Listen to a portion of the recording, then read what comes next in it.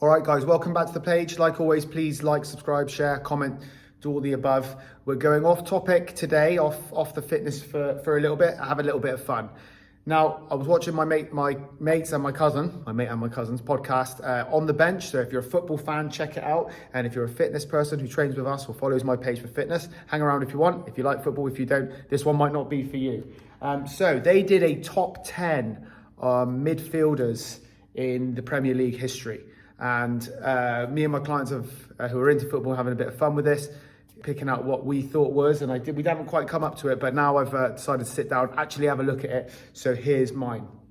So at number 10, I have Yaya Toure, really top player, one of the most powerful runners in midfield I've ever seen, dominated games at times, and I think I'd put him at number 10 for those reasons.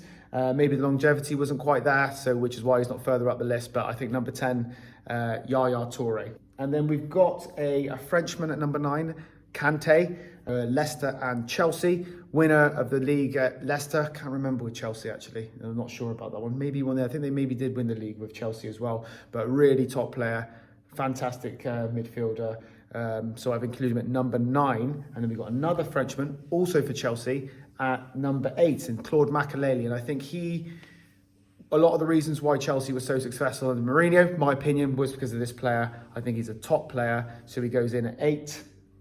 Number 7, we have Jaba Alonzo. What a player Jaba Alonzo was. And I think for some people, these players they probably didn't see them play, some of the people that are watching. But he was a great player, Liverpool player, Man United fan, and I've still included him. And then we have another Frenchman, Patrick Vieira, at number 6. What a player he was for Arsenal. And I see Patrick Vieira as a better version of Yaya Toure, and we all know how good Toure was.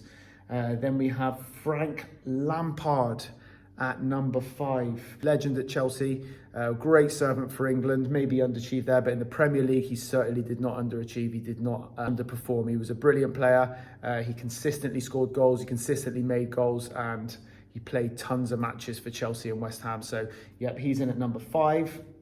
And then this is where it gets a bit tricky. I think loads of people I've talked to disagree a little bit with me here, but I've gone for De Bruyne at number 4. Pretty recent player, right? He's leaving Man City this year, so I think he definitely is in the top 5, but number 4 for me, because the top 3, I think, they'll speak for themselves.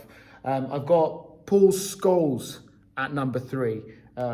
Brilliant player, and I think he's at number 3, probably didn't quite get as many assists or take hold of games in the same way as the next 2 players did. And Scholes would control games really well, but the people in 2 and 1, they could take games from the point of the team's losing, they're out of the game, and they'll pull it out of the bag, and they turn up when the chips are down. So Scholes at 3, and we have, sorry Liverpool fans, Steven Gerrard's at number 2.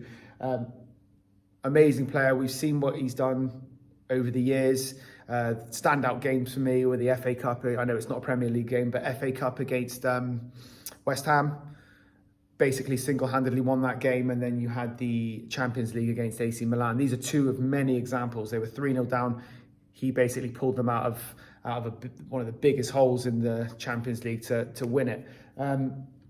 But finally for me, maybe I'm a bit biased, I don't know, Man United fan, so Roy Keane's my number 1. He's my favourite ever player, but we've seen him do similar things to Steven Gerrard, in that they would be involved in a game where the chips are down, they're losing, they look dead and buried, and he pulls it out of the bag. Notably the Juventus game in the semi-final of the Champions League. But there are many, many more examples.